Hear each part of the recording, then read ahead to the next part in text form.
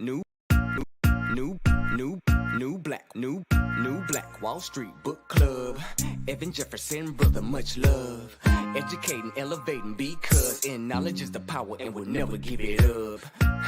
Literature that's for the masses. Where to put your money down, now how to watch your assets. Yeah, uplifting others is a passion. My brother Evan, he will turn it into action. New Black Wall Street book club. You should come read with us. Yeah, we comprehend and discuss. If we all just come together, there's no limit for us.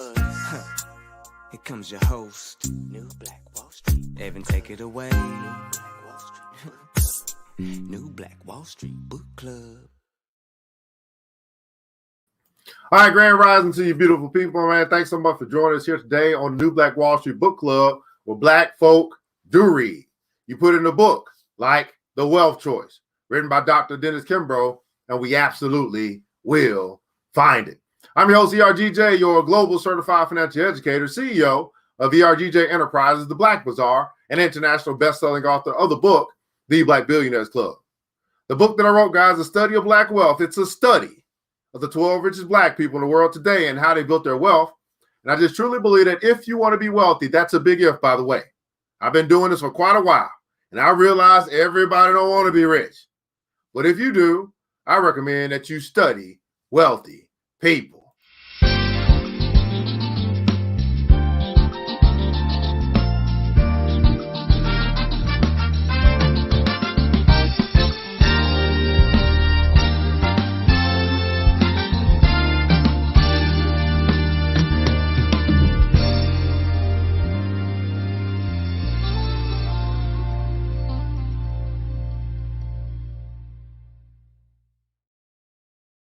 Find that book by simply going to the website, theblackbillionairesclub.com, theblackbillionairesclub.com. Pick up your copy today. It's available in a soft copy.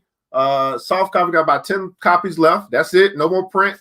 Then we have the ebook available in French and English, and then the audiobook available in French. Also, while you're at the website, you'll find a tab that says the store. There we have other black author books that deal with financial literacy for the kids and business development, personal development as well. So you can support another author right in this space as well by simply shopping black, choosing right to put your dollars, to funnel your dollars right back with your own people, so we can continue to bring the knowledge back onto our people. Also, there on the website, there's a tab that says join the club.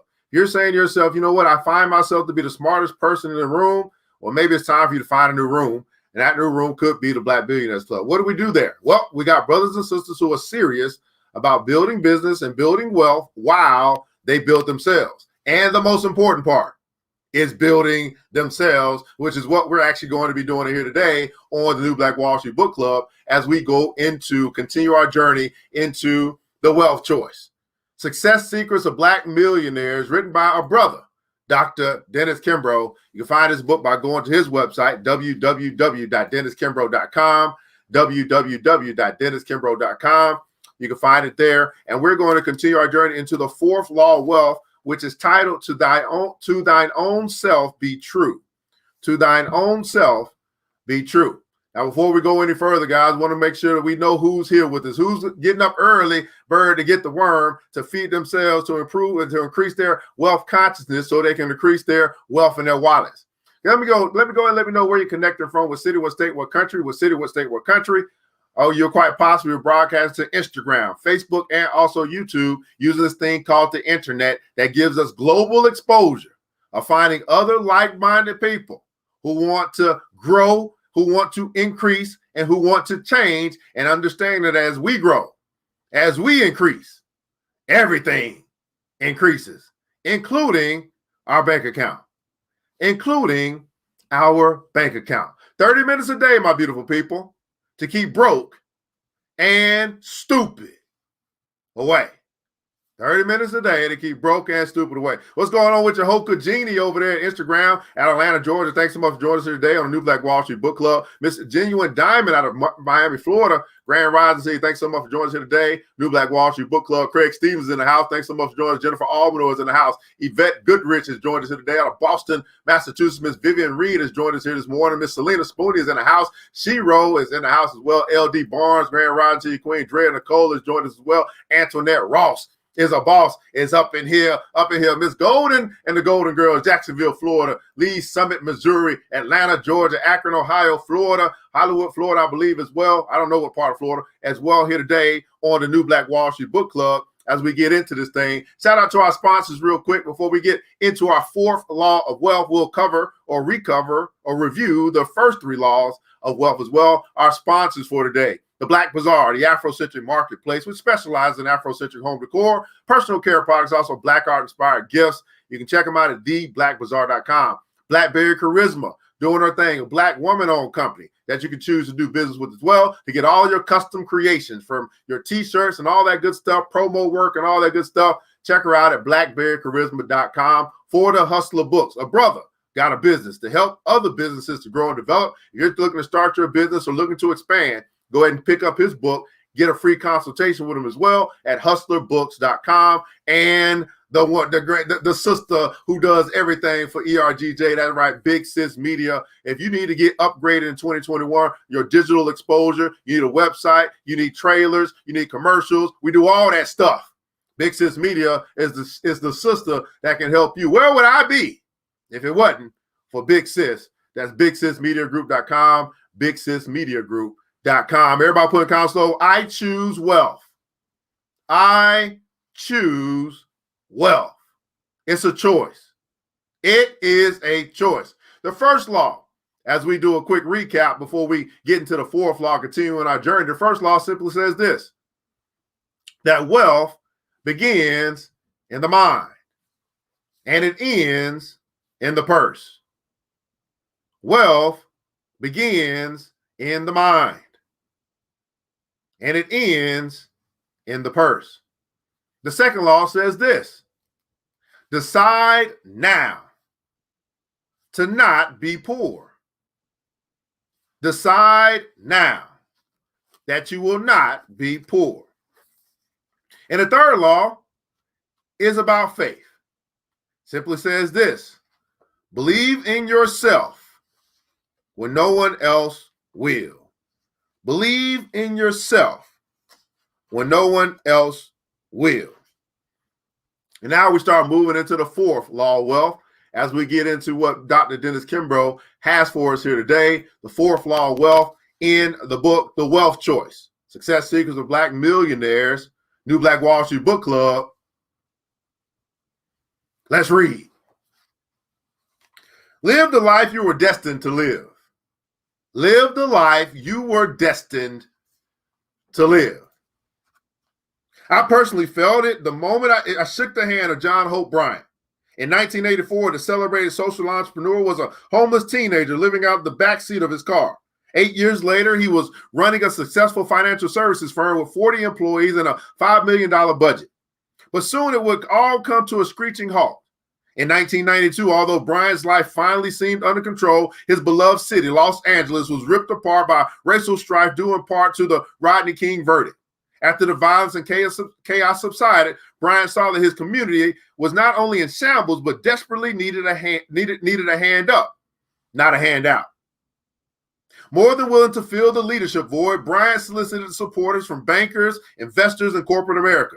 Basically, anyone who was interested in rebuilding South Central Los Angeles. Refusing to ignore the pain and horror each new day brought, he launched Operation Hope, an organization dedicated to providing just that, hope, uplifting the economically disadvantaged while broadening the financial empowerment in those declining areas through increased fiscal awareness. The organization's primary mission was to connect those areas hard hit by the riot to private sector opportunities. No stranger to hard work, Bryant went on knocking doors, attempting to secure financing for those whose businesses were damaged or destroyed, or financing would-be entrepreneurs who dreamed of launching new enterprises. Since the inception, Operation Hope has served more than 1.2 million individuals, raised more than $500 million, while creating 1,000 new homeowners within those areas affected by the riot. As of this writing, this economic good Samaritan is sought the world over for his leadership and ability to transform once blighted and neglected communities into wealth-creating and stable oases of hope. These examples both frame and illustrate the essence of the wealthy mindset. Everybody put in console the wealthy mindset. These examples both frame and illustrate the essence of the wealthy mindset. The wealthy are driven by the skills and unique talents like those of John Hope Bryant, gifts that wipe out disappointment and embolden the heart for future conquest. Abilities that encourage and motivate as well as provide direction. The Black financial elite have an internal drive for self-discovery. They operate under a sense of urgency and a passion for achievement. Anyone who desires the key to joining the seven-figure club and enjoying all that life has to offer should clutch these profiles to his or her heart. By choosing to define life on your terms, by choosing to define life on your terms, by choosing to define life on your terms, by choosing to define life on your terms, by choosing to define life on your terms. You take the first step towards success. Everybody put in console, I'm taking a step. I'm taking a step today.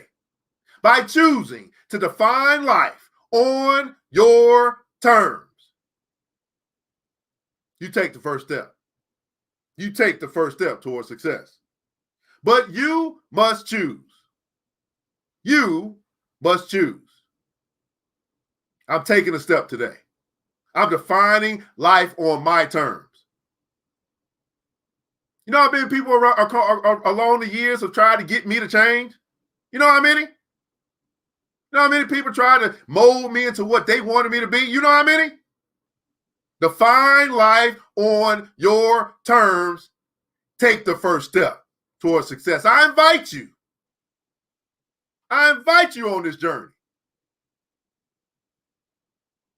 Unfortunately, so many of us awake each morning with dread in our hearts and fear in our minds. We face the monotony of another day with its hopeless toil and ceaseless pressures. More and more of us are being hammered into a lifestyle we cannot endure, we cannot afford, and can barely tolerate. We have forgotten one of the basic tenets of the prosperous life. We have been given dominion over this world. We each chart our own course. It was never the intention of our Creator to chart a course for us. That would place us all under his bondage. Instead, he bestowed on each of us talent and gifts and the ability to think and envision our own way in any manner that we choose. Our own way in any manner that we choose. The key is choice. Bryant had no doubt that the jury in the Rodney King trial, a court case that would infuriate so many in our nation, would return a guilty verdict. He believed that between the national media and the irrefutable videotape evidence, it would be impossible for the verdict to not be guilty. As it turned out, Bryant was mistaken, but he refused to allow the verdict and its violent aftermath to destroy his essential optimism. To the contrary, the riots gave this visionary the impetus to start an organization focused literally on providing hope for the future. With regard to our lives, each of us has been given options. Would you agree that you have been given options? Would you agree as it relates to your life, your direction, as it relates to your goals, your dreams, as it relates to the things that you wake up every day? Have you not been given options?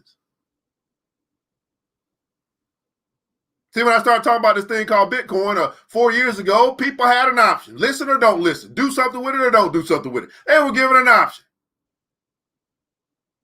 I'm pretty sure Brother Andre Hadget, if he's here, right, he's giving people options all the time. Hey, we got this notary business. Come and make $2,000 a month just by doing this. They're giving people options. Some people take it, some people don't. Would you agree, as you have lived your life, that you have been given options? And if that's the truth, then that just simply means that it still comes down to your choice. What you want, which direction you going to go, what you decide upon, how you going to live your life, your family. Options. We need not spend another day in poverty or self-pity or fear. Why is there so much needless pain and grief? Why are there so many unnecessary failures? The answer is obvious. A maxim states success in life comes not from holding a good hand, but playing a poor hand well. Too many of us have never dared to find our talents, never dared to find our strength, never dared to find our gifts. The indignant who guide their pushcraft through the alley to gather bottles and aluminum cans will remain between the shafts of their rickety cart as long as they believe that they lack the talent for anything else. Why have we permitted the plague of doubt and fear and poverty to infect us? Why can we cure some of the most dreaded diseases, circle distant planets, transplant human organs, even create life in a test tube, and yet make so little progress in elevating our opinion of ourselves and our opinion of our many talents? To underscore the above, Bryant used the following analogy. And he says this: if I gave a homeless man $1 million, the odds are there are 3 to 1 that within 1 year he would be broke and homeless once again. Unfortunately, so few understand that his problem is not that he's broke, but rather that he is poor. And there's a difference between the two. Being broke is a temporary economic condition, but being poor is a disabling state of mind and a depressed condition of the spirit. And you must vow to never be poor. You must vow to never be poor. The word capital is derived from the Latin word capitis, or simply put, knowledge in the head. Consequently, if you are poor in your thoughts and your mind, you will be poor in your pockets. The alternative is also true. If I can convince you that you are valuable, if I can convince you that you are wealthy, if I can convince you that you are important and that you have been given a place in this world and then equip you with the tools to succeed in this market-driven economy, then you will be given a real shot at opportunity and sustainable financial success. But you must be prepared. When your moment of opportunity arrives, everybody put council, be prepared. You must be prepared when the opportunity arrives. It was with an I, Capitis. I used to take Latin, by the way. I think I should have been said that, right? Capitis, something like that. Capitis. But you must be prepared when your moment of opportunity arrives. That means you must be twice as smart and twice as aggressive, twice as assertive, twice as creative and enterprising, and twice as talented. This is the only way that you can tip the scale in your favor. If you don't uncover your gifts, it's because you fail to realize that gifts have been given. To sum up, you don't get money, money gets you. You don't get money, money gets you. I want to read this again. Brian's analogy. I think this is good stuff this morning. If I gave a homeless man $1 million, the odds are 3 to 1 that within 1 year he will be broke and homeless once again. Unfortunately, so few understand that this problem is not that he is broke, but rather that he is poor. And there's a difference between the two. Being broke is a temporary economic condition, but being poor is a disabling state of mind and a depressed condition of the spirit. And you must vow to never be poor. The word capital is derived from the Latin word capitis, or simply put, knowledge in the head. Consequently, if you're poor in your thoughts, if you're poor in your mind, you will be poor in your pockets. The alternative is also true. If I can convince you that you're valuable and wealthy, important, and that you've been given a place in this world, and then equip you with the tools to succeed in this market-driven economy, then you will be given a real shot at opportunity and sustainable financial success. But you must be prepared when your moment of opportunity arrives. That means that you must be twice as smart, you must be twice as aggressive, twice as assertive, twice as creative and enterprising, twice as talented. This is the only way that you can tip the scale in your favor. If you don't uncover your gifts, it's because you fail to realize that gifts have been given. To sum it up, you don't get money. Money gets you. You don't get money. Money gets you. Here's why we continue to teach this simple principle. If you want things to get better for you in your life, you get better. You want things to increase. You want your finances to increase. You increase. The reason why you're making what you're making right now, whatever that income is for you, whatever that level is for you, wherever you find yourself financially right now in your life, the reason why you're there is because you're doing what you know. In order for that to change, you got to start learning what you don't know. Let me say that again for the people in the back. I think they just started listening to me. The reason why you are where you are, you're earning what you're earning, wherever you are, your financial state is simply because you're doing what you know to do. So in order for that to change, in order for that to increase, in order for that to blow up, you got to learn what you don't know. And then start to do that so that it can get better. But if you keep doing what you've been doing, being that you know what you've been doing and that's what you know, then obviously there's no other result than to keep getting what you've been getting. And that goes for across the board. Yeah, you got the good job, but all you do is go to the job. Go there 9 to 5, but then you take off the rest of the day. Don't increase yourself. Don't learn something new. You could. You probably should. You just simply don't. That's on you. That's called choice. That's called choice. What they teach at Harvard Business School. What they teach at Harvard Business School. You may have read or heard of the Harvard study that to be discussed in this chapter. It's worth citing as you dedicate both time and energy to designing the financial life you want to lead. In his best-selling book, What They Don't Teach You at Harvard Business School, the highly regarded sports agent Mark McCormick noted a 10-year study conducted at Harvard University in the 1980s. In 1979, graduates of this renowned MBA program were asked to set clear goals for their future, as well as specific strategies to accomplish them. After analyzing the data, only 3% of these graduates had but not committed their plans to paper. And 84%, aside from a May graduation and enjoying the summer, failed to set or clarify any goals at all. Now, 10 years later, in 1989, a follow-up study was conducted where researchers interviewed members of the same graduating class. To their surprise, they discovered that the 13% who set goals but failed to write them down earned on average twice as much as the 84% of students who had no goals at all.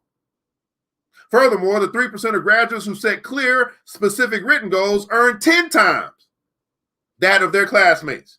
The only difference between the groups was the clarity of goals they had set and spelled out for themselves on graduation. In the context of this book, what does this study mean? Black millionaires do what they do best.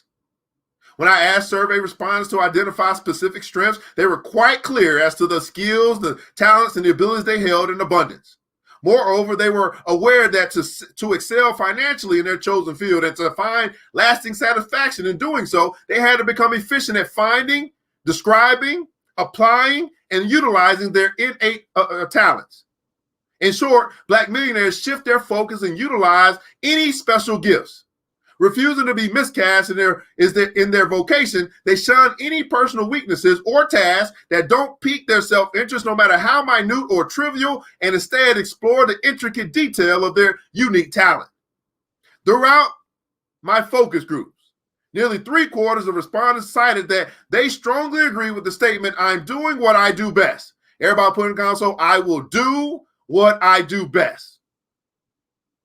I'm going to do what I do best. What's going on, brother Sal? He said, man, fresh food for fresh mind, feeding the mind is good, this good knowledge. I will do what I do best. Now, I got a personal experience for this. Y'all know I've been an entrepreneur for over 10 years. You know what I mean? I've been trying all types of stuff, like I've been in college or something. Try this, that don't work. Try this, don't work. But I already knew what I was good at. What I was good at was teaching people. And what I specialize in is investing.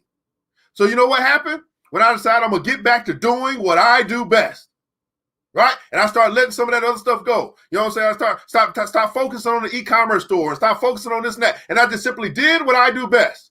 Lo and behold, 3 weeks later, right? 15, 20 new members, right? You know what I'm saying? Teaching people all over the world. Got students that came from Australia and Germany and China and South America. Simply because I focused on doing what I do best. And I started letting all this other stuff go. You see what I'm saying? See, some of you, it's very difficult when you're very talented. When you're very talented, you believe you keep hearing this thing, multiple streams of income. But I'm here to tell you, multiple streams of income means multiple management systems. And most of y'all can't manage one, let alone manage 15. So how about you get back to doing what you do best? And I promise you that you'll start getting paid the best kind of money. You understand? Are you picking up what I'm putting down? If you just get back to doing what you do best, you'll start getting paid the best kind of money.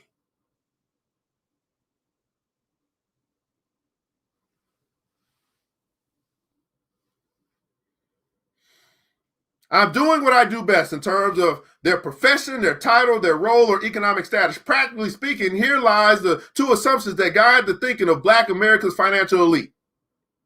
Number one, each of us has been given talents and gifts that are enduring and unique. Number two, individually, your greatest opportunity for financial growth lies within your greatest strengths, your greatest talents, your greatest gifts. Let me read number two again. Individually, your greatest opportunity for financial growth lies within your greatest strength, your greatest talent, and your greatest gifts. Opportunity.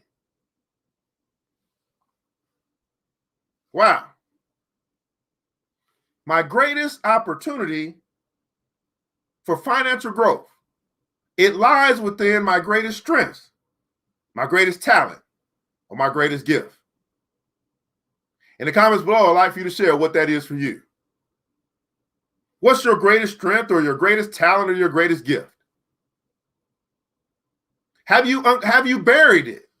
You know what it is, but you simply are scared to go and do that thing for some reason. Somebody talked you out of it, said you can't do that. Whatever the case may be. You've been hanging around the wrong people. I don't know. As you think about what is my greatest strength, my greatest talent, or my greatest gift, and then you start thinking about, wait a second. There's an opportunity here.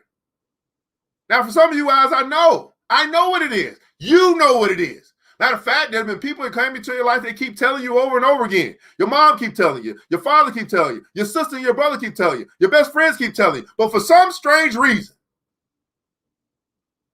we got the Gideon complex. Lord, I'm too small, I'm too feeble for this gift that you've given unto me. Lord said, I gave it to you for a reason. I gave it to you so you can go and save the lost. In some capacity. He gave it to you so you can make an impact in that particular area. But you keep running away from your greatest gift from the Father. And you keep trying to follow what you think to be successful.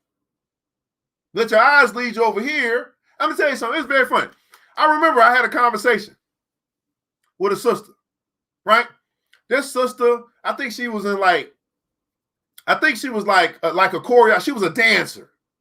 Her greatest gift was the ability, her ability to choreograph and dance. And when it was a coaching session, I talked to her. And she was like, yeah, I'm about to go get my life insurance license and I'm about to go, do life insurance or whatever, right? Because that's where the money was, so she thought. And I was saying to myself, but you a dancer. Why don't you go dance? Why don't you go teach dancing? Why don't you go to the church and choreograph or something like that? Why don't you create some videos or something? You are a dancer. But instead of doing or operating her greatest gift to dance, and to choreograph, and to make movement beautiful, which a lot of people get paid for. She started to what? She started to try and chase the money instead of letting the money chase her. And she still finds herself chasing money. She still finds herself just over broke. She still finds herself in a position where she doesn't want to be in, thinking that I can go chase the bag. And I want you guys to understand that I don't chase money. Money chases me.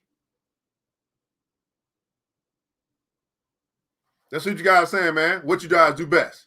Eric, man, he said wellness fitness, clearly, right? Because every morning I see you, Eric, I see you putting in you see, I don't think people be watching. I see you putting in the push-ups. I see you trying to encourage people, man, to get out, just move your body a little bit, right? Stay in fitness. I'm pretty sure you got some music along with it as well, right? I see that. I can see that, right? Let's see, Cedric Logan, he said, man, my greatest talent and strength is my led to work and collaborate with people and build an empire, the ability to connect with people, right? Miss Tia Andrian Nicholas says, man, teaching others doesn't even too much matter what. She got the teacher. She's been gifted with the ability to teach. Right? Give me a manuscript. I'll figure out how to make sure that we convey that message over to other people. Right? Greatest gift of talent is talking to and relating, to and teaching people, usually relating to God, love, and self-awareness. Look at that. See what I'm saying? Now, for some, it's a little difficult because we actually are putting the pressure on you to actually think about yourself. We're putting the pressure on you to look in the mirror. We're putting the pressure on you to go to that space that you had locked that gift up in that little box. You said, no, it ain't coming out no more because for some reason you just feel like it makes you different. It makes you feel weird. It makes you a little bit odd. Makes you a little bit crazy. Makes you a little bit different, makes you a little bit rare, makes you a little bit peculiar. But I would say it makes you extraordinary. I would say it makes you extraordinary. So I love being weird. Because that means I'm gonna get some weird kind of money. I don't need no ordinary kind of money. That ain't kind of money I'm going. That ain't money that's chasing me. But the kind of money that's chasing me is some weird kind of money. It's some uncommon kind of money. It's some extraordinary kind of money. Because I'm operating in my extraordinary gift. You understand what I'm saying? Hookah Genie said, network infrastructure and music and production, tech savvy and musically inclined, right? These two assumptions explain why Black millionaires continue to think outside the box.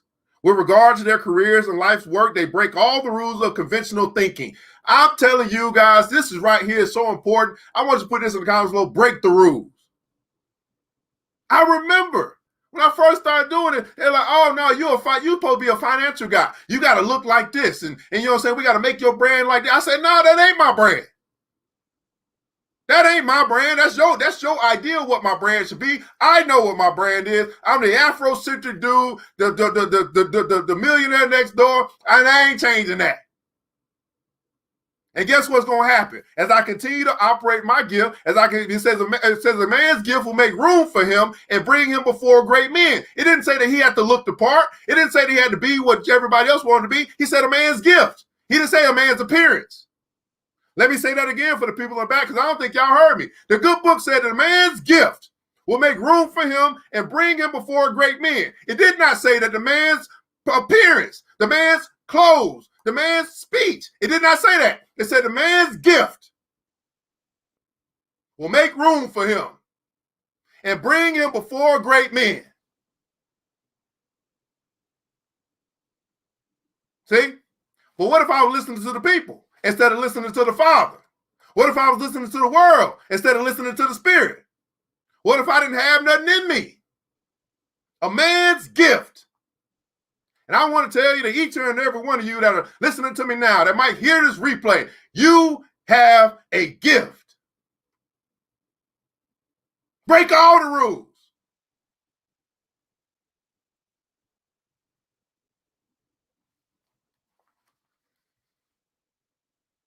realized that no individual can ideally successfully be ideally successful until he or she has found his or her true place. They refuse to be a square peg in a round hole. During the course of this research, I had the good fortune to hear Carla Harris, a managing director of global capital markets for the industry leader Morgan Stanley, one of the highest-ranking Black women on Wall Street, address a group of bankers, analysts, investors, and members of a little-known Black Millionaires Roundtable. Harris's words were typical of the motivating, insightful presentations that she had delivered to similar audiences throughout her career. A room full of ambitious and highly skilled wealth creators and their supporters eagerly awaited her remarks. Her delivery was fast and breezy, and it was tinged with her own personal down-home philosophy. I sat glued to my seat and watched her work her magic. The Wall Street vet grabbed the edge of the podium and leaned forward. Before she uttered a word, she shot her listeners to the kind of stare an adult gives a child when he or she is about to explain one of life's innermost secrets. But instead of offering her assessment on the current state of the market or which blue chip stock to buy, her words were centered around what I interpreted to be the bedrock of prosperity and abundance, as well as the fourth law of wealth. Surprisingly, the fourth law remains unknown to the masses as well as to most educators and the so-called learned among us. I urge you not to follow their example. For any number of reasons, they chose not to open this door. If they could, they would have done so. For example, though the possibilities of life are open to all, why do so few of my race manage to climb among the ranks to the wealthy, particularly in a country where financial independence is available to anyone who comes calling? Case in point, when reviewing the United States Statistical Abstract, a collection of statistics on social and economic conditions tabulated by the U.S. Census Bureau, I discovered that fewer than 3% of Black males 65 years of age or older boast incomes of $75,000 per year. Furthermore, more than 80% of all Black men and 65 years or older have incomes below $50,000 per year, and nearly 75% have incomes between $5,000 and $50,000. Today, the majority of men and women launch their working careers when they're in their 20s, often earlier. These individuals are fortunate to live in a free world, in the most open society on the face of the earth. Each person is given more than 40 years in the chosen line of work to make the grade financially. Yet, according to the data, very few do so. Why? 40 years. But yet very few do so. Why? And I'm going to tell you, I've seen it. My own family. Right? 40 years. Work, finally got to the pinnacle of what they believe to be financial success. Once she crossed over this threshold of 100,000, we almost had a party. I was like, what's 100,000? Now in my mind, I was like, that ain't nothing because I did that 3 years ago, but I didn't tell her that. I said, wow. Then guess what? A year later, pandemic, they were cutting that. They were saying, hey, we no longer need you. So you finally cross this threshold that you thought to be magical. 40 years of working to get there. Your son get there when he 30 years, if you 60, 35, when I was 35, what's the difference? I wasn't conditioned. That's the difference. I wasn't conditioned to believe that that's the ultimate. I'm thinking billionaire, trillionaire. I'm trying to break all the rules. That's the difference. How I think, how you think. Conduct your own survey. Stroll through your neighborhood and ask your friends and family members 2 questions. Number 1, what are you doing to increase your current income? What if I was to ask you that? What are you doing to increase your current income? That's a great question. I might need to add that to my coaching program. What are you doing to increase your income? I know you came to me for coaching and you want to fix the money problem. Because that's what I do. I help people fix the money problem. But that's a great question to ask. Tangerine Nichols, you come up into my office saying, hey, I'm trying to figure this thing out. I don't know what to do. First thing I say, well, what are you doing to increase your income? That's Cedric Logan. You come up into my office trying to figure out this thing out, trying to figure out how you can make things better for you and your family, your wife, or whatever you got. I'm going to ask you, hey, what are you doing to increase your income? See, I don't really talk about what you can do to reduce your expenses, because I understand you can only do so much. But I start asking you about this question, which gives you unlimited possibilities. What are you doing to increase your income? I mean, you come up in my office, Shiro, you know what I'm saying? You're as talented as you are, as experienced as you got, all the talents and gifts and abilities you got. I'm going to simply ask you, what are you doing to increase your income? You saying you want to fire your boss, Hookajini? I mean, my goodness, if you want to fire your boss, you need to replace your income. What are you doing to increase your income? And I doubt, if we ask this question from door to door in your own neighborhood, I doubt that even 2 people could give you an answer. I doubt less than 2% would have an answer for you. Second question, man, how much money will you be worth at age 65? Canvass your community, ask 50 men and women, 100, 1,000, everyone you know, until you are completely convinced that the reason that people don't earn more money and the root cause as to why so few are financially stable as they approach retirement is that they seldom, if ever, engage in any constructive thinking on either subject. To prove this analysis, ask yourself the same thought-provoking questions. Prior to reading this chapter, what were your plans for increasing your income? How much money do you want to earn? How much money have you decided to be worth by age 65? In your estimation, what does this question have to do with the 4th law of wealth? Well, the answer is simple.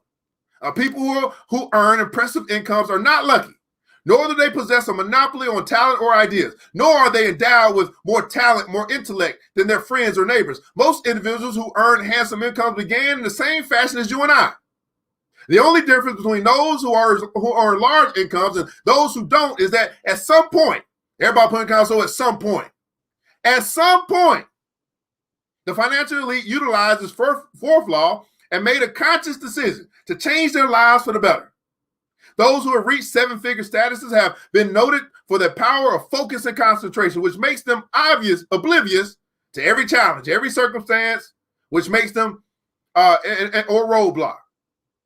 If you were to walk among a financial elite, you must alter your habits, refine your thinking, develop key relationships, embrace the unlimited possibilities that lie within your reach, and take control of your life. However, these basics alone will be of little value and will fail to place you within shouting distance of your financial goals without a fixed purpose. The ability to focus your faculties on one dominant objective. Now, is anybody clueless? Does anybody have any idea what my objective is at this point? I'm pretty sure if you are tuned in right now, you probably see a whole bunch of posts go off, and you can pretty much tell this brother, this is exactly where he going, because that's all I talk about. I think it's pretty clear what my objective is at this point to anybody who's paid any attention. It's not something that's hazy. It's not something you got to think about.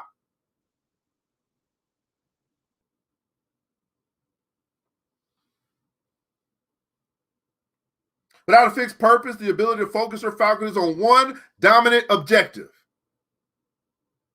These attributes will be of little use in navigating the road to affluence. What prosperity demands, what millionaireship calls for, is the man or woman who, when opportunity knocks, can move immediately. Who, when at times are tough, turns neither to the left nor to the right. Come hell or high water, can hang on as long as it takes.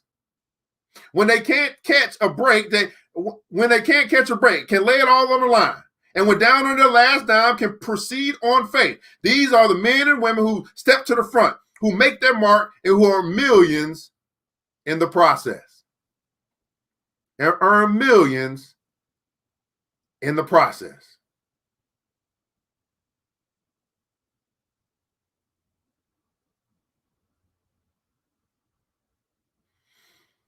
Focus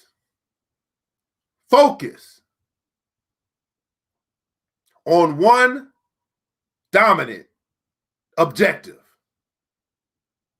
Focus on one dominant objective. And this is so key, because again, I'm talking to some talented people. I'm talking to the multi-serialpreneurs. I'm talking to the people that's trying to do everything. I'm telling you, if you get focused on one dominant objective, complete that, then go work on the next thing.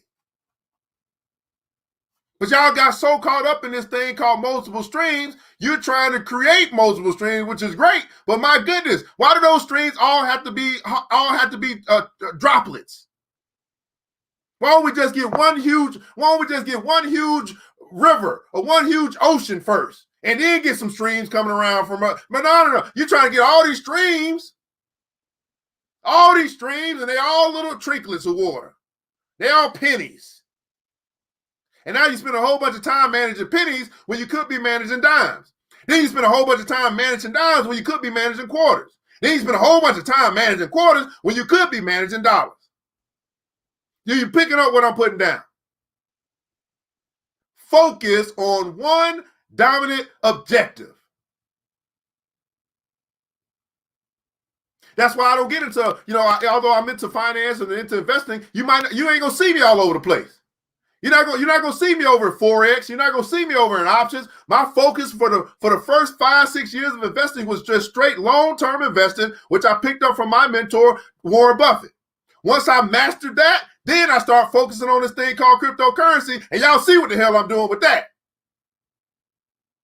Now, was there people that came across my path and say, hey, man, Forex, that's the thing? Was there people came across my path, man, get into credit, start teaching people how to report their credit? There are some people coming across my path, here the options thing, do this. Yeah, plenty of people came across my path. Guess what I said?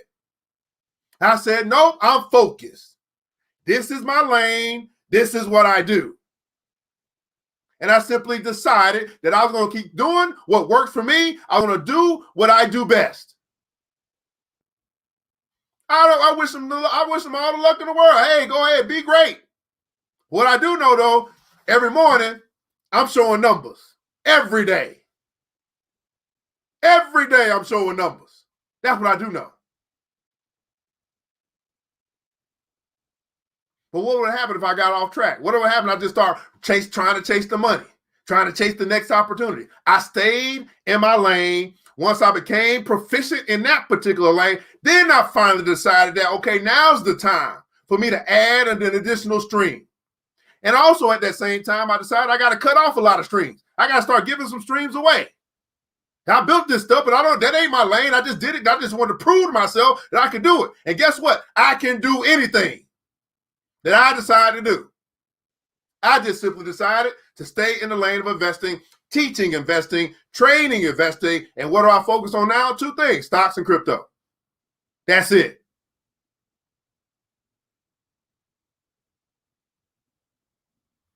To thine own self be true. To thine own self be true. Now, some of you guys that watch right now, I've talked to you guys, and we know your greatest strength. We know your greatest gift. We know it. We've uncovered it. I'm just simply asking you to walk in it. In the comments below, I'd love for you to share something that you learned today. Something that you learned today. Something a seed that was planted into the seed of consciousness, your spirit, your soul, your mind. I don't do this just to do this. I do this to make a difference. I do this to make an impact. I simply ask you to answer this question in the comments below. Was this worth your time? And why? Reading Rainbow 2.0 in honor of our brother, LeVar Burton. Take a look. It's in a book, The Wealth Choice, by Dr. Dennis Kimbro. The 4th law of wealth here today. Now, I know I must talk faster than you type. I want to do a quick shout out to our sponsors. We'll see what you guys are picking up today on our episode here, and then we'll get up out of here. Shout out again to the Black Bazaar, Afrocentric Marketplace. Check them out at theblackbazaar.com, theblackbazaar.com. Black woman-owned business, Blackberry Charisma. Check her out at blackberrycharisma.com, blackberrycharisma.com. Check out For the Hustler Books, right, for that help with your business at hustlerbooks.com. And again, to get upgraded in 2021, with all your digital stuff, all your websites, and anything else you might need, because y'all know we still doing this e-commerce or e-learning and e-stuff, all that. Big Sis Media, Black woman-owned company, BigSisMediaGroup.com. BigSisMediaGroup.com. Let's see what you guys are putting down there, man. As we see what you got. Okay, we got Instagram over here. Try to catch up over here. All right, man. Make that weird money. Yes, sir. Hookajini said, man, take time to focus on my greatest strength and income source. Master that before moving into all the other opportunities in the world. And I tell you, that's so key, because there are opportunities, but they may not be opportunities for you, or they may not be opportunities right now. Sometimes you got to put some of those opportunities in the parking lot. Yes, it's a great opportunity, but not for me right now. I got to keep focusing on what I'm focusing on, and sometimes those things just need to go. You know how many opportunities I give away? You know how many opportunities I refer to other people? Because I realize, listen, I ain't trying to manage no more streams of income. LaShawn said, remember that they say you put in a book. Who won't read and keep teaching? I appreciate you, man. Ms. Ace, definitely need a reminder to focus on my talents. There's plenty I can do, but focusing on what I'm great at will take me further. Absolutely. Michael Blue, yes, reminder not to spread myself too thin, stay in line, not be distracted. Let's see what you guys saying over here on Facebook. Focus and discipline is the key. Walk in your ish. I mean, follow your God-given destiny. Miss Nichols, man, says that I'm on the right track and that I'm focused. Absolutely. Read Radio 2.0, greatest bars in the history of music. All right, thank God for wake up every day to listen to your words. I appreciate you so much. I appreciate you. Take a look. It's in a book. It's so insightful and confirming. Absolutely. Check out Black Mirror Charisma. She is here. This is the new Black Wall Street Book Club, where Black folk do read. You put in a book like The Wealth Choice by Dr. Dennis Kimbro, and we absolutely will find it. I'm your host, ERGJ, certified global financial educator, CEO of ERGJ Enterprises, international best-selling author of the book, The Black Billionaires Club. I want you guys to remember this. It takes a village. It starts with us. Let's build as we climb together. We all we got, beautiful people. Matter of fact, we all we really need. And thank God, that's more than enough.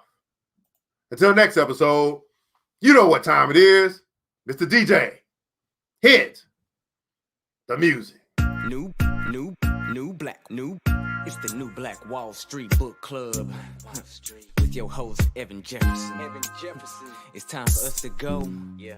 Now, you ain't got to leave the computer, but we encourage you to get out there and learn and apply all the things you learn at the new Black Wall Street Book Club. Yeah. The new Black Wall Street.